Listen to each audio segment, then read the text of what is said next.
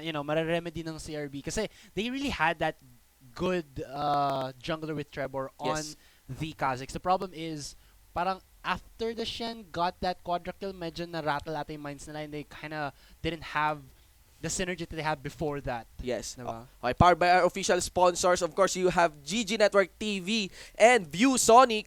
Of course, nandiyan naman ang Gigabyte and Garena. And of course, last but not the least, or last two but not the least, Mineski Infinity and Secret Shop. Yan. So mga kaibigan, we are on to the drafting phase para dito sa Game 2 ng ating MPGL Season 8 League of Legends Rise from the Res. Kaya mo yan.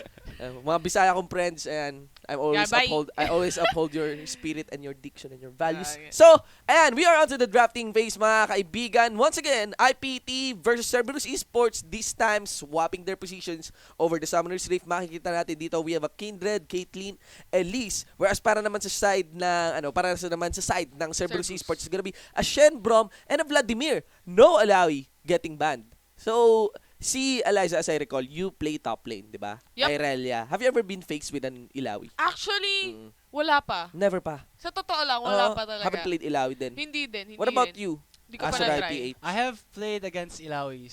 And so far, how's the experience with those tentacles? Uh, Those tentacles. With those tentacles. well, all you gotta do is dodge them, man. If Dodge you, them, Yeah, okay. kasi kung hinayaan mo matama ka ng tentacles, they will just have a grip Somebody on- will get angry? Yeah, so Hindi naman.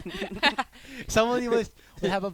Basta yung mga tentacles is just like, ang You know, you're Asurai, di ba? I'm The- Asurai the- with the an game- eye. the There's so game many is- tentacles, di ba, na nagle-lurk dyan na, ano. Ewan ko sa inyong dalawa, pero ito na nga ang first pick para Okay. kay IPT JLC. It's gonna be Rek'Sai for their jungle. So that's one priority pick na gagawin dito ng IPT. Not showing that much info kasi meta pick naman si Rek'Sai dito after that Cinderhawk update. But Hecarim and Graves. Insights mo on this Hecarim and Graves. Kasi, di ba? So isa dito will go top lane, isa dito will go jungle. Sino kaya? I would think Trevor would like to go for the jungle Graves because he's much more of he's much more of like an carry jungler type na player. Yeah. So diba? he wants to go for 702. he wants to go for the Kazakhs, Kindred or Graves type of champions. Yuk's gonna go in for this Hecarim. Yes, there is the buff or the change with the Trinity Force na it's Stinger na, hindi na siya Zeal. Yes. So CDR, so you can actually spam out the Q. But first picking a Hecarim, I think you're just begging for a counter pick agad. Yeah, oo. Kasi ang taas ng info na binigay mo dito na ang initiates nyo would fall not of quick setups, kundi talagang movement speed, chase, may re-engage kayo. Actually, this is kind of an aggressive composition. Plus, Hecarim is an item-hungry champion. True. So, isa yun sa mga bagay na pwedeng i-capitalize nung kabilang team. You lack utility compared to Gragas, compared to an Elise, di ba? Napaka-conditional, maghaantay ka pa na makabuo ka ng Trinity Force, tsaka Cinderhawk din. Well, Cinderhawk naman talaga yung jungle item. Pero ayun, Trinity Force on that Hecarim. Though top lane, it's parang top lane talk because Yux is holding that ghost. So, I'm guessing this Hecarim will go into his hands. And a Trundle support? Trundle support probably for Shadow. I've seen him use the Trundle support and it's gonna be pretty good since last matchup nakita natin parang tatlong tanks na meron ng Imperium Pro Team.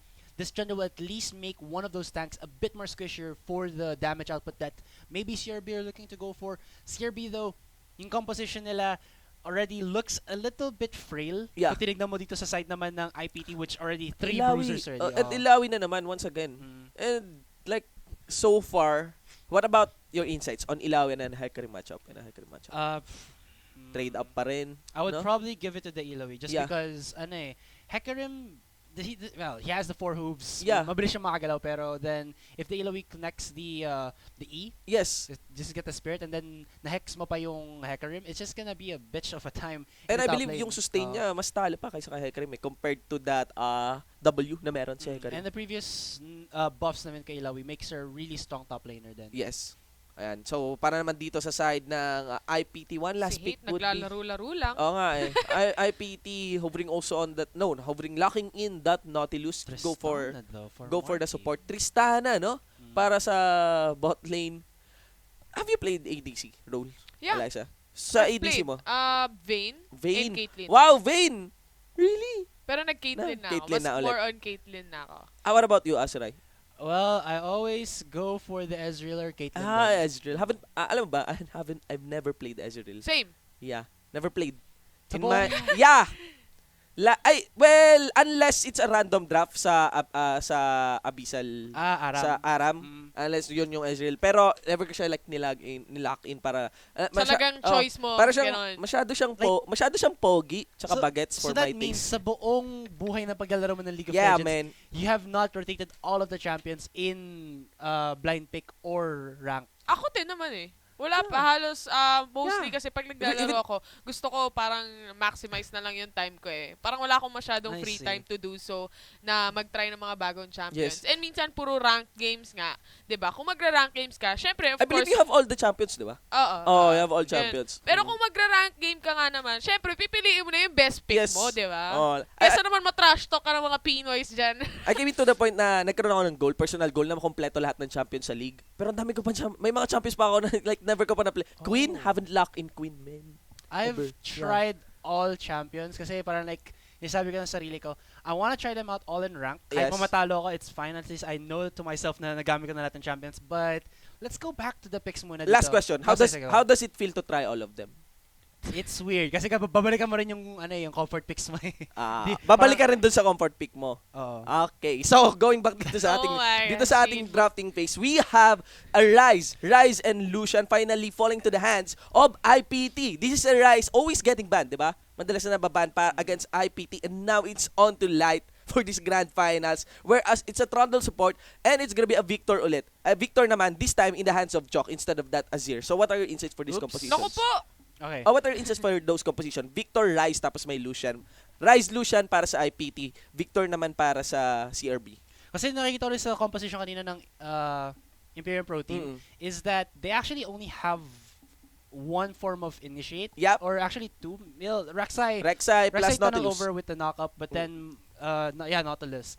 I think with having that Victor talaga is, the gravity field just stopping them in their tracks. Plus, meron ka ding Buster Shot from the Tristana. That's a lot of, keep away tools, shred tools na pwede mo magamit to just, kung nga rin nagkaroon ng spikes dito ang Imperial Pro Team, that's a lot of tool that you can use to at least keep them at bay, give yourself a good positioning, maybe find a better angle to fight your opponents, and just win out the fights. Plus the Hecarim with of course yung Shadow Moses niya, the Onslaught of Shadows. Yes, the ult. Yeah, it's a pretty good tool for actually picking off singular targets. Lalo na, when you go for the fear and then just go in onto the opposing team. Yung nga lang, syempre, sabi mo na nga rin, Hecarim is a very item-reliant champion. If he does not get the items and he does the ultimate, kung walang fast follow-up from the side of Cerberus, Even the Tristana might shred him. Yeah.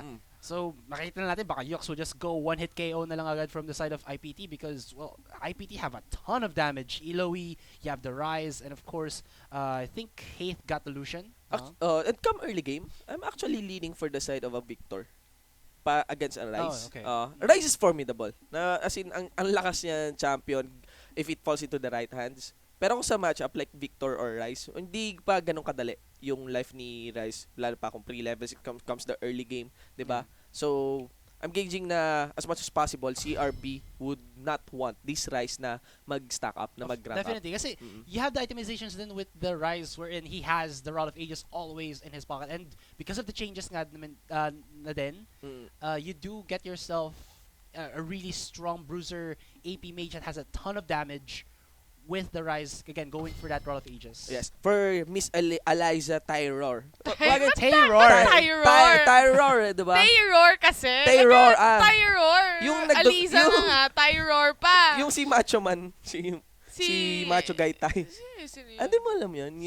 Yung dancing Macho Guy. Ito, mga pinapanood talaga ni Jimbo, parang kakaiba no? Dude, he's into gaming. You should check.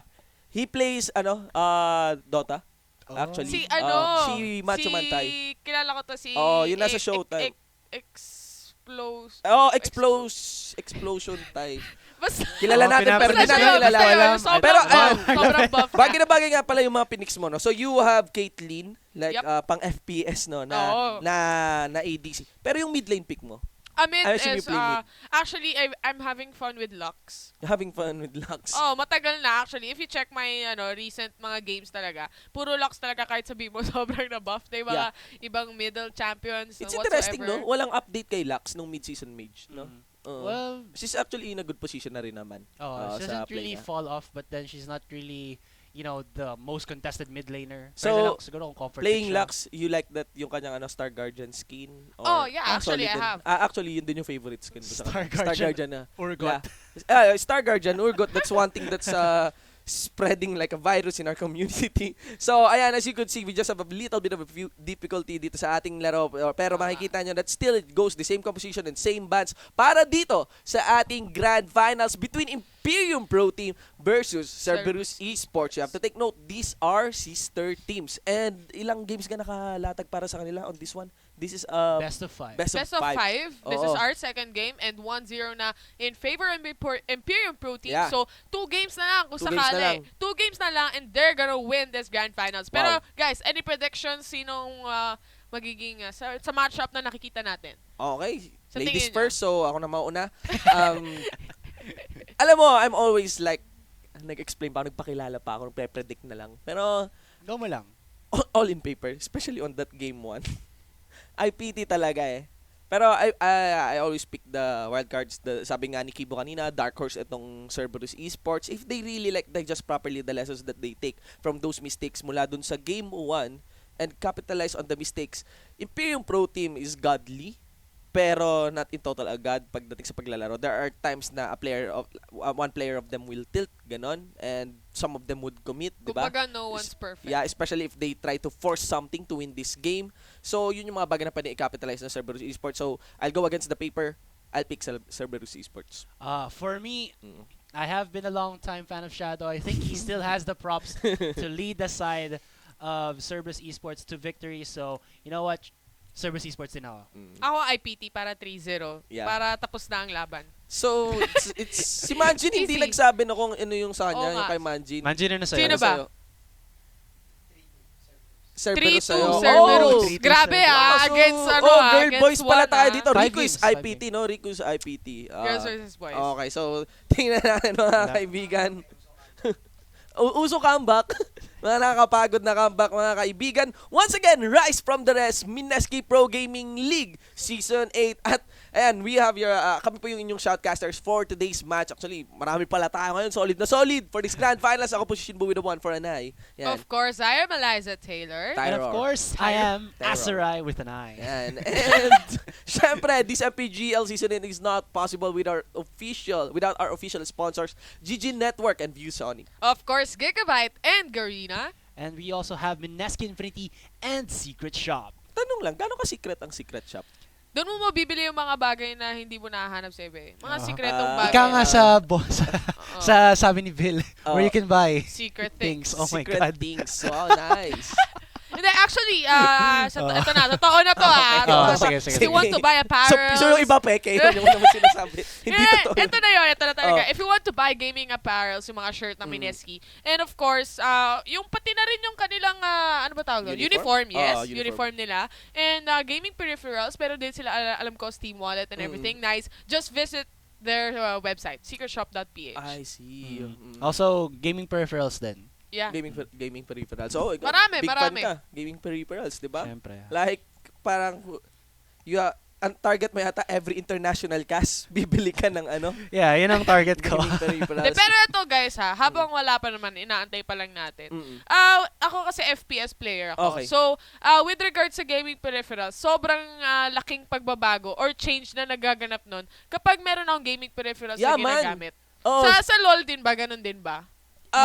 actually kasi ako, Sabi nyo bang madadagdag yun sa parang plus points para sa inyo pag sa naglalaro kayo? kasi nanggaling ako sa hoods ng Quezon City. Hood. Ang barangay Tibay. So, parang sobrang dun ako sa mga piso net, ganyan-ganyan. Okay. Joke lang. Pero yung mga pinakaunang pinanggalingan, Naniwala. yung mga pinakaunang parang pinanggalingan ng, yung mga pinagsimulan, yung mga unang scrub na internet shop yan. Doon ako naglalaro. Doon nga rin ako nagsha-shoutcast. Meron Shoutcast? meron din ba Oo. dong lighting na kulay blue na sa mata nakatingin sa screen? Oh, ganun din ako. Ganun din Tapos ako dati. may bilihan ng pancake sa baba. Oh, Basta, saka burgers. Yeah. Bali, mag-shout ka tapos may katabi ka pang pawis na bata, inaasar-asar ka. Naku po. Pero ayun, gaming peripherals, when it comes to gaming peripherals, men, for League of Legends, hindi ako magganong kaarte. Pero nung naglaro akong FPS, my man, as in, sobrang iba palang epekto. Iba pag talaga. napunta ka sa maling mouse or keyboard. Kahit ladies, kulang ka lang ng mousepad eh. Oo nga. Pero anyways, ladies and gentlemen, welcome to the Summoner's Rift. Eto na po, we have spawned over the Rift. This is the grand finals of Mineski Pro Gaming League Season 8 League of Legends between Cerberus eSports versus Imperium Pro Team. So, sino kaya sa palagay nyo ang magwawagi between these two teams? We will find out so soon. Comment in the blue nyo na rin, side. di ba? Comment nyo na rin. Share nyo na rin yung ating stream link twitch.tv/GGNetworkTV. On the blue side, you have Imperium Pro Team. In the top lane, it's gonna be JLC on that Alawi. In the jungle, it's gonna be Suez on the Rek'Sai. Mid lane, it's gonna be Light on the Rise. And for the bottom duo, it's gonna be Hate on that Lucian ADC, AD carry, and Poisanity on that Nautilus support. And of course, for the red side, we have Cerberus eSports in the top lane. It's gonna be Yux on the Hackerim. In the jungle, Trevor will be our Graves. In the mid lane, Shock shall be playing on that Vector. And in the bottom lane duo, we have Marky for the Tristana, and his support shall be Shadow playing that Trundle.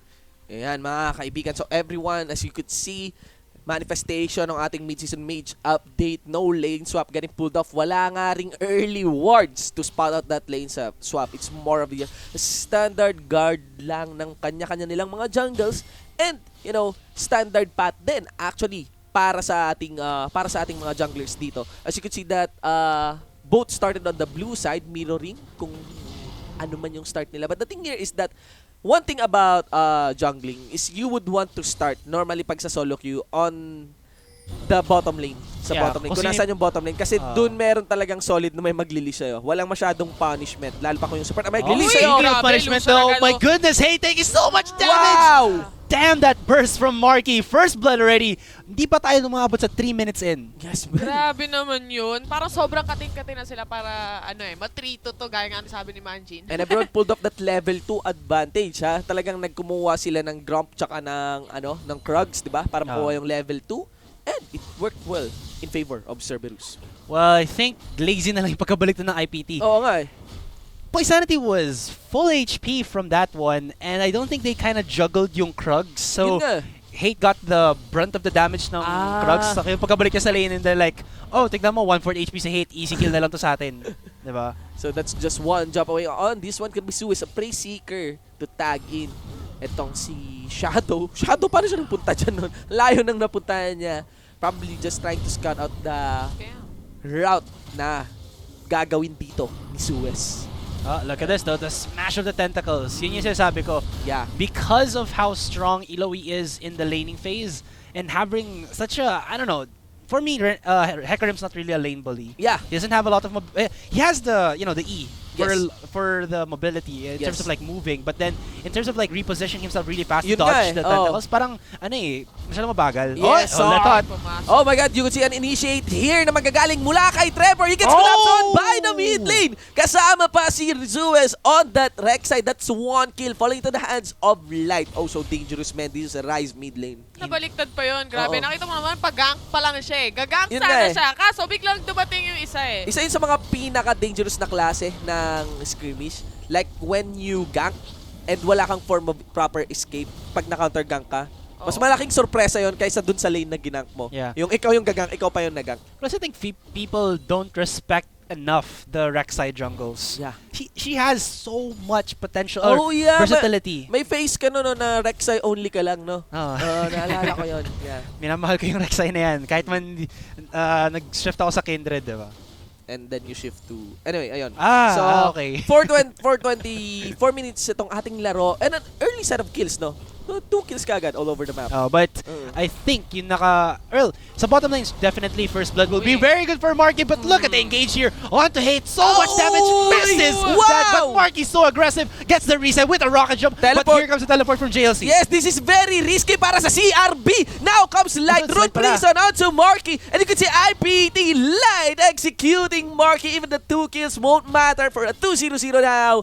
Rise on that, Light on that Rise. Light pala yung nag-teleport. My Yes, bad, guys. man. But damn, look at that respawn coming in from Imperium Pro Team.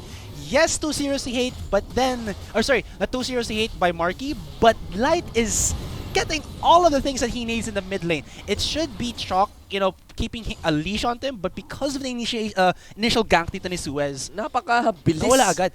And the problem with this now is that Light got the double buff, so Chalk cannot really go for harass anymore, since like Light can just, you know, do the same thing to him.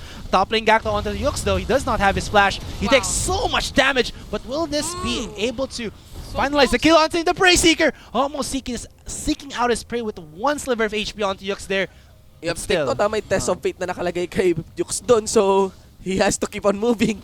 Because one mistake lang. Alam mo yung test of fate na yan, di ba? Paglabas ng tentacle, papaluin ka kaagad. Akala mo, kaya mo i-sides. Sobrang laki ng hitbox ng tentacle set. I think that's like a nerf that Riot is just looking for, lalo na ngayon na buff out na si Iloy. Yes. Maybe the nerf that they're looking for is to like lower the freaking hitbox ng mga tentacles na yun. Kasi masyadong, ano eh. Kala mo maiwasan mo na, pero hindi, di ba? Oh. Parang pag-ibig. Oh my God. Yes. What about? Wala na, choke na po kami mga kapatid. Na-imagine ko a smaller hitbox, pero longer tentacle. Wala lang. Parang wala din. Oh my goodness! Grabe po! Naku po! He goes down! Yes, grabe yung resets na nakukuha ni Marky dito anytime. Booting up that bomb on top of the head of the Hate. That's Hate now standing on 0-3-1. Oh my. Nalunod sa Calamares si Yux on that Hickory man. Wow. I am speechless from that damage output ni JLC. JLC. That hook though, pero wala pa rin. Flashing miss. Marky now trying to sidestep and kite down. Poisanity is gonna be their focus, prime focus on that one. There's Ignite though. Without any flash. Marky gets executed though. Here comes It's gonna be Suez doing the work. Trevor now fall into the back up, papunta kay Poisanity. It's Poisanity, the Titan, kissing the ground. And ladies and gentlemen, 7 minutes into the game, 4-4 tayo dito ah. Wow. Grabe, both teams just looking out talaga for, blood. They are just relentless in getting all of this, you know, engagements in either bottom or top, mid, and bot are, you know, not stopping in terms of that aggression. Hate here. Oh my God. Kakabalik niya pala sa lane. Ito na si Trevor. The pause. Tactical pause. Getting camped so hard. You have to take note, meron pang si Trundle. Up pa yung kanyang Ice Pillar. But I'm not sure if they'll pull off a dive on this one. It's kind of risky. Yeah, but I don't think there's not enough mana for the Ice Pillar. Can we actually check Trundle? Kung ano yung hinaras nila kay Hate, yun din ang hinaras ni Iloy sa Yeah, press T. T, yeah. There you go, see? Yeah, I think there's enough mana ba? Oh, okay, no. It's not 75-47, yeah. So, right now, yeah, Hate's very likely to skip. Yeah, and if you check it out, actually, both ADRs got culls, and because of Hate being repeatedly bitch slapped in the bottom lane, 90 stacks pa yung kanyang cull, and checking out kay Marky, 70. So, if Marky can keep at the harassment against Hate and consistently get the CS, he will have a faster spike than Hate. Lalo na ngayon, Lucian has fallen off in terms of like his itemizations and his skill set. Siyempre yung nerfs onto the Yomu's Ghost Blade, and so lesser damage and parang hindi na optimal. Maybe he can go for a Triforce. I'm not sure. Maybe or maybe he still goes for the Black Cleaver. We'll see. But then again, having these extra stacks that he has to deal with to get that extra 300 gold is gonna be a bit of a hassle for him. Lalo na there is no real disengage here for the bottom lane. Wow! Even sidestep yung ginagawa ni Hate on that one. Yeah. Again, back to what I was saying, they don't really have a disengage in the bottom lane. Poisanity is on a Nautilus. Nautilus is all out for engagements. Yeah, maybe in disengage na lang is the okay. Kala ko papasok Marky. na sila for Hate. YOLO Marky. Yes, man. I mean, teach me how to Tristana. Mark is showing up how to properly manage the resets pagdating sa Tristana using that bomb. Okay, so it's gonna be Light now going all in onto Chalk. Sometimes you can easily spam out yung ult mo on that Rise kasi given his passive, you could just regain that one. But actually around level 3 yata parang 20 seconds na lang effectively yung ult mo eh. But if you look at it from a perspective now, Light is 2-0-0. He has a Catalyst of the Aeons plus the Tear of the Goddess. So he's tanky enough to actually survive the damage output of Chalk. Lalo na wala ignited sa Chalk, but hope. Wow. Marky diving in mismo sa harapan dito ni Poisanity, but still No wala respect. wala sa frontline doon si Shadow. So steady lamang and hindi to totally commit etong Cerberus Alam mo, eSports. naisip ko na rin pala, I did say that Shadow's Subjugate is there for the tanky front lines. You should have actually like 4. But how aggressive Marky is playing, when he gets at level 6, ano na instant kill na, they're just gonna make him even susceptible to the damage. But well, checking out that mid lane. Light flashing over the wall, but nice flash, managing to dodge the collateral damage. But here comes another engage over the bottom lane. May reset muli kay Marky, pero walang mana. He flashes off, and this is it for Marky. Suez and 2 Titans collapsing onto him. And yeah, it's a disaster. Wow. oh my goodness. Well, 5-5 ladies and gentlemen. He did not calculate that properly. Napapatingin na lang ako sa screen eh. Yeah. Na parang sobrang aggressive niya to a point na yun na nga, nagkakamali na siya. Yes. So much room for, of course, pagkakamali. Dahil sa Shadow ginagawa Moses niya. is here. Oh my God! Trevor still getting decimated there by JLC. He gets the 2v1 counterplay. I don't even think that was a counterplay. He just unleashed all of the tentacles, and well, the Kraken has been unleashed literally. And look at the regeneration after that engage. He's so close again. He's shrugging it to off. have health. Parang like, you know what? Ganun lang. Yeah, it's time to play Ilawi, mga friends. Time to spam Ilawi. Now, Rune Prison naman gagaling mula kay Light. He's just trying to pull up the proper combo. But of course, he could definitely single-handedly kill Yukes. Now, the race is on. Lights goes for the chase onto Chalk. No, he won't now, as there's not enough firepower coming in from this Rise. Okay, so if you check this out, 17.6 total net worth there for the side of Imperium Pro Team to the 15.7. So if we press the X. to check the net worth. Thank you. Yes. Our camera woman. Oh, flash there from Chalk. Oh, flash there from Suez. Wow. And, he won't survive for that one. I was about to check out the stats, but then, damn, IPT just guys, so proactive. Look at the lead. Ito kasi talaga yun eh. 10 minutes and 50 seconds. Yes, man. Parang nasa late game na tayo kung kung makapanood dito eh. I mean, the kills all over the map plus the engages na pinupull off dito. Nitong dalawang team, actually. But now it's leaning more for the side of IPT. At nakita mo yung lead na yun, 4.5k in the hands of JLC, whereas 2.7 naman para kay Yukes. Yeah, just an overwhelming lead again in this top lane. I think if we reach that third game and CRB still don't ban out this Ilawi. Yeah. And IPT JLC, yeah, the first one to build this core right now. You know what? I think next game, if Yukes has put like enough time playing out an Ilawi himself, thinking that CRB or CRB are gonna be a first pick later blue side team. Blue side sila, yes. Why not try out the Ilawi and maybe counter out JLC? But maybe JLC is like, okay, if you do that, I already have a set counter for Ilawi. So CRB going to game 3, ban out the Ilawi. The introvert, I could imagine the introvert JLC whispering for Nagakuburos. Nagakuburos. The god of Ilawi. Really weird name. It's still a big question kung paano i-pronounce ang Ilawi. Did you know that? Ilawi. Yeah. Kasi double L eh. So like, ang apelido kay Llerena, which is double L then, you pronounce it as Y. So Iyawi ba? Yeah. Actually, Sir Benj is saying it's Alawi daw. Alawi. Yeah. So, that there's gonna be a calling getting laid down here. Over the bottom, it's gonna be Poisanity! The burst buster shot! Onto that Nautilus, mga kaibigan, opens up an 8-6-1 kill falling to the hands of Cerberus eSports. Oh my God, just blasting the Submariner to smithereens. And will this open up the Dragon for CRB as in the top lane? JLC is just putting the hurt on Yukes there. Look at that test of spirit. My goodness, talagang binibigyan dito ng test si Yukes. Will he be able to like pass it? Yeah, or not? Babagsak ba siya or uulit? Yeah, and the thing here is that the jungler, Trevor, will it be enough to stop Shadow! JLC? Shadow! Oh! Force a flash out right now on the run against Marky. The damage coming in from Marky is not anymore a joke. Yeah, this is still, I would think, the correct way for CRB to play. They are being proactive, putting the pressure on the IPT so that IPT cannot, just freely do anything that they want. Still, IPT have a majority of the control for the map.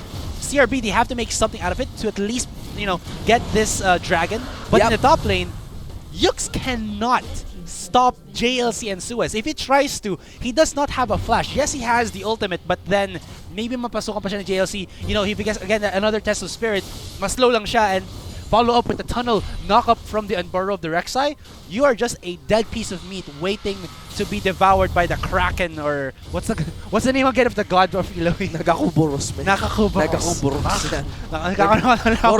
Anyways, tatlo na sila dito sa baba, pushing the tower on the bottom side.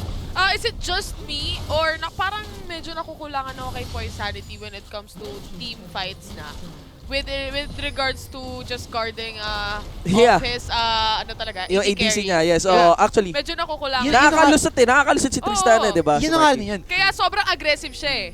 How can you stop Tristana when you do have the Nautilus, which is mostly for the engages? You have the hook, you have the depth charge, but then you don't really have a really, a really solid form of peel. Like if you have a Janna, a Nami, or possibly even a Braum. And the pressure is on now for the side of Cerberus eSports, especially that JLC is free to translate onto other lanes now that the second top lane turret is gone. Wow. Okay, para sa side ni Yux. That is a 13-minute second inner turret na nawala para sa CRB. So, ang laki ng lead ngayon ng IPT in terms of map control. And wow! Flash in from Light rather. They're going in. This is a 2v1. Trevor cannot deal with this barrage of the Rise. But in the bottom lane, JLC is being hammered in by the members. Oh my goodness! JLC! What? JLC? He goes for like almost quadra kill, but they just got that scumbag 1 kill. But still, JLC is just playing out of his mind. The tentacles are going ham. What the hell, man? Parang after nito, gusto ko na maglaro ng ilawin. Nakapangilabot, man. Ouch! Hinahampas ko yung legs. I was thinking, I was expecting. Ang sakit. I was expecting. Nagwawala na po sila dito, mga I was kaibigan. expecting na mag-ult si JLC. I was expecting na mag-ult si JLC doon. Pero I was expecting that he's gonna die. He's gonna die na naiwan na siya doon. Ang baba na nung health niya. But the regeneration, man! Every hampas nung kinilaw. Regeneration is real. Oh, man! Wow! And right now, that Ilawi is standing on a 5-0-1. Wow, KDA score. And yeah, pretty imagine. I mean, right now, it's a phase of the game where in just like that, something like that, where in Light gets isolated. God, Light almost gets a counter kill pa where, CRB. Where Light gets isolated. Yan na lamang yung pwede ngayon gawin muna ng Cerberus eSports. Stall the game and patiently capitalize on any mistakes na gagawin dito ng IPT. Pero nakakapagtaka talaga. Mukhang mistake na yung ginawa ni JLC, but no! Alam mo, it's a triple kill. It looks like this game is already not Imperium Pro Team versus CRB. It's looking like JLC and friends versus CRB. JLC and friends. Pero guys, anyways, with the Cerberus, is parang napansin natin from the late game, latest game like last week, is yun yung type silang team na parang medyo napapansin ko na nagbe-base sila kapag medyo shaky sila. Nagbe-base sila sa pagkakamali na lang ng kabilang team. Basically, they're a momentum-based team. Kung hindi sila maka-roll off early on, matatalo sila sa IPT, which is IPT. Talaga. They're a veterans. team Pag veterans sila. Na kahit lugi sila, they still have a mindset that they can win the fights. They can stall, Yeah, and they can stall, exactly. Yun yung capability ng mga veteran teams. Kahit sabihin natin na galing sa Imperium Pro Team Blue, ang karamihan sa side ng Cerberus eSports. Yeah. It could be said that they are a relatively new team compared to Imperium Pro Team. There's Trevor going in 1v1 against Hate, and Hate, all he can do is flash over the wall and respect the damage of this Graves. He's just a skin illusion. What can he do against the true grit, even yung muscular ngayon, Hugh Jackman Graves? Ngayon palang makukuha niya yung last proc ng kanyang call. Yeah, kanina pa si Marky na nakakuha. But problem is now, the itemizations of CRB, if you think about it, is not enough to do anything against Imperium Pro Team. Chalk, he went for a Mark II passive item and the Boots of Lucidity, which means that he is just going for the laser, for the wave clear, but this is not a team fight type of build. He has no damage whatsoever to actually plow against Imperium Pro Team here. Look at that. He's afraid. He cannot do anything. They're going in onto Trevor there. Depth charge onto Trevor, pero walang follow-up ng dredge line because of the minion that's blocking the path. Yeah. Papunta kay Trevor. So this build in CRB, what they're telling us right now is that they are just looking for the late game. Yeah. Take it to they have a Tristana, man. They have a Tristana. They have a Graves, and of course the Victor here. So all they have to do is draw it out as long as possible against IPT here. Get all items that they need to possibly catch out Imperium Pro Team off guard. But the problem with that is IPT, they're not shy about going into the late game. They have, again, the Eloy, who's just a beast, and of course Arise, who is, well, we've seen him being used by Faker, and of course we've seen the power of a late game Rise. The resets, the rotations of his skills, especially when he uses the ultimate with the AoE, might be too much for CRB to handle, but we'll have to see how CRB deals with it. This is a very important game for them because I think going into that next game, they might be a bit too rattled to actually, fight wholeheartedly against IPT. Not counting the boot's second core item for Lawi. That's dance. Wow. Oh, so yeah. that's talaga yung priority ngayon na kinuha Definitely. dito. You already saw, wala pa siyang Death's Dance, and he Dance. still survives Yeah. a, 4-man Yun nga engage by CRB. What more kung meron pa, diba? Going in for the dragon, IPT here. Yeah, And, Infernal Drake. Yep, Yux. Wala siyang magawa sa top kundi talagang i-push lang yung minions and just go back after. Yeah, I'm also guessing he will lose a fight against or a trade-up against Light. You know, I was also thinking din naman, there is a spike in terms of like in top carry top laners. You have a possible Irelia, Jax, even a Pantheon, depending on who the matchup is. I'm not sure why Yux did not go for it. Maybe he hasn't practiced it yet, so it's not a viable choice. But I'm not really liking this Hecarim. Hecarim, I think, would have been a better jungler rather than a top laner. But Hope.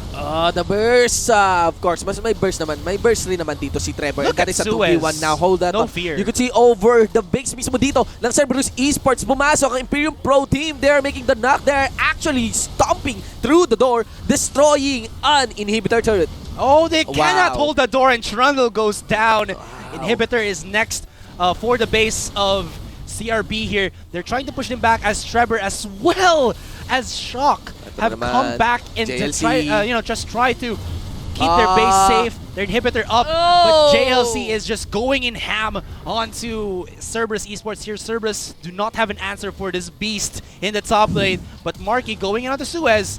That's the shutdown, but JLC still mission complete. Inhibitor has gone down. There's Light. Oh no. Yes, he flashes in. Wow, Marky flashes in for the back line. Tries to execute the hate.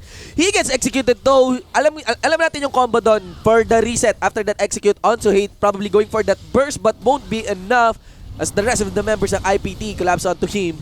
And yeah, that is one door gun for the side of Cerberus eSports.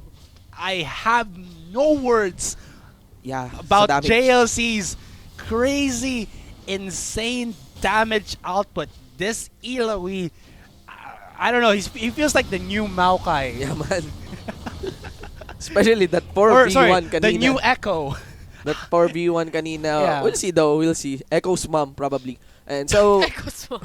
right now, 15-9 tayo dito sa ating scoreboard. We are 21 minutes into the game with Imperium Pro Team donning that 10k gold lead against Cerberus eSports. One That's objective huge. available sa ating mapa would be the Baron, and actually the rest of the inhibitor turrets na natitira na lamang para sa side ng Cerberus eSports. Pero wala eh. Tignan mo yung with regards sa IPT, yung mga turrets nila. Still alive. Still alive and kicking. Lahat kompleto.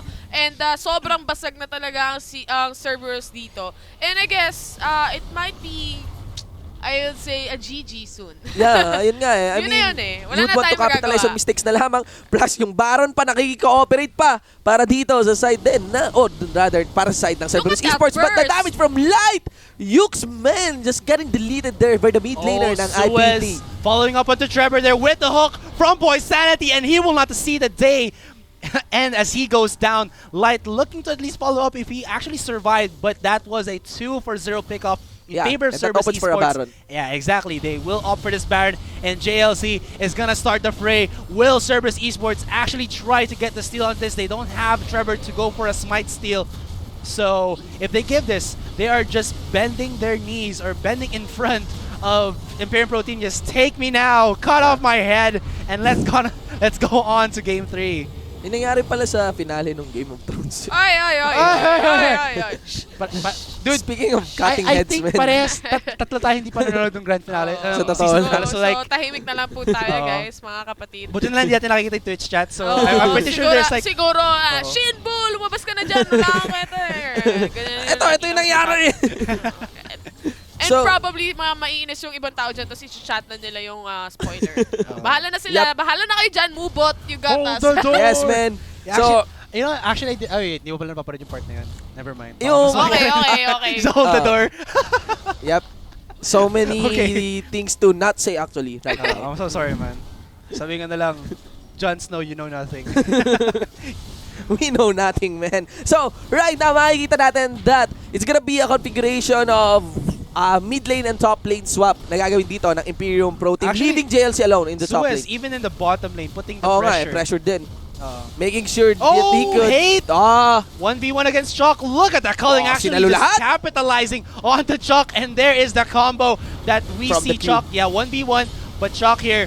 oh, is it a managed 2v1? to survive with the Ignite shield. is Oh. ticking. He's very low. Marky gets the kill onto Suez. Oh. This makes it into a 3v5, but JLC is still Yeah, 100% alive and waiting.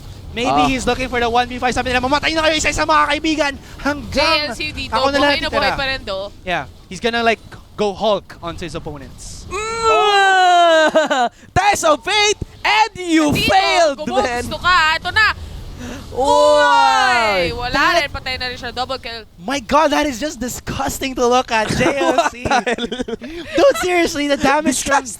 Yeah, the damage from JLC is Yeah, man. just Seriously. too freakishly, horrendously And wala, strong. pinabayaan lang nila eh. Yes. Diba? Isa na lang siya sa top, but wala, pinabayaan nila. They can't do anything about it. My Look God, at that Trevor. burst. Oh my lord. Wow. Oh, JLC. Legendary. JLC doesn't even have to be near his opponents for them to die. That's how strong he is right now. Dude, do you even league, bro? JLC standing on an 803 KDA. That dance is crazy. That itemization, maybe you would want to try that out sa mga viewers and mga summoners natin. Pero right now, all inhibitors are gone. Only the 2 towers here at Mordor is standing to defend against Imperium Pro Team. But what can they do? Actually, it's JLC, man. Isengard and Mordor. Isengard. Yeah. And what can they do against JLC, man? Here's the last stand from Cerberus. Shadows, the first almost casualty there for the side of Imperium Pro Team. They try to re-engage onto Poisanity with all In the that they got, advance. but Light is just walking away. They put so much commitment onto that one, and that's a lot of ultimates already expended from the side of Cerberus eSports. But while they try to go in onto Poisanity, 2 Nexus turrets have gone down. This is the last stand for Cerberus eSports. Marky gets the kill. Yeah. Wants to hate. Where the hell is JLC? IPT is just playing around, maybe trying to open up one massive play muli kay JLC. The damage JLC onto is in Light. the house now. This is going to be a no. 5v1. Sige, JLC. Pakitaan mo kami. It's gonna be Suez doing the work onto Yukes. He's gonna be running. Top laner versus the jungler. And you can see that JLC maybe trying to close out the game. He's standing over the Nexus. Not hitting the Nexus, rather. Chalk versus JLC. Test of fate onto Chalk. On the gravity field, he tries to sidestep away. Once again, Test of fate damage. And look at the damage mula doon sa Test of fate. Nako, Chalk, wag ka dyan! And then managed to dodge that one tentacle steal. He Shadow in the cares front line. nothing for the He's- lives of he's not- Cerberus eSports. He's not even finishing the game, or rather, he be. It's the stack na magagaling mula kay Tristana. This is a 5v1. The shield! Ult gets The used. ultimate! Oh, He gets the kill onto my Marky! God! JLC! JLC, what are you doing, man? There's the last hit onto the Nexus, and that'll be Imperium Pro Team winning this out 2-0. JLC has had 2 impact plays this game, and holy... Damn it! Kalma na. Cerberus, if you do not ban if you don't ban this Eloy, Urong ka na to ng konti kasi ano na yan. okay, Ano ayun. yun? But again, if Cerberus do not ban out this Eloy, I think they are just in for another easy 3-0. Huling-huli nyo po against yung Imperium Pro pagka-beast Team. mode na doon. It's like JLC wins na hindi yung Imperium Pro Team. JLC and friends. Victory, JLC. Wow, Oh man. my lord. Crazy play from that Ilawi. So what happened? Grabe. Well, I know JLC happened, pero what happened on that game, makikita natin, it was a good palitan, di ba? Comes the early game, di ba? We have a 4-4, we have a 2-1, 1-1 dun sa laro natin, especially highlighting Marky, putting those calculated play on how to micromanage that reset mula sa kanyang rocket jump. Ang problem ko na lang din dun sa site ng Cerberus eSports was that they actually got that, even trade of kills in the mid lane and the bottom lane, but Top, wala eh. top wala. Marky got a lot of kills in the bottom lane. But his itemization was a bit too slow. And then, concerning the top lane naman, JLC was there to free farm all day long. Yux was not a contender for the top lane with that Hecarim. I think they have to, if they're gonna allow for another Eloy picture for JLC, they should at least go for a champion that can try to counter him out. Maybe I believe mas okay pa ang Nar ni Yux. pwede Narniux. Although baka familiar kasi masyado yung IPT sa Nar ni Yux.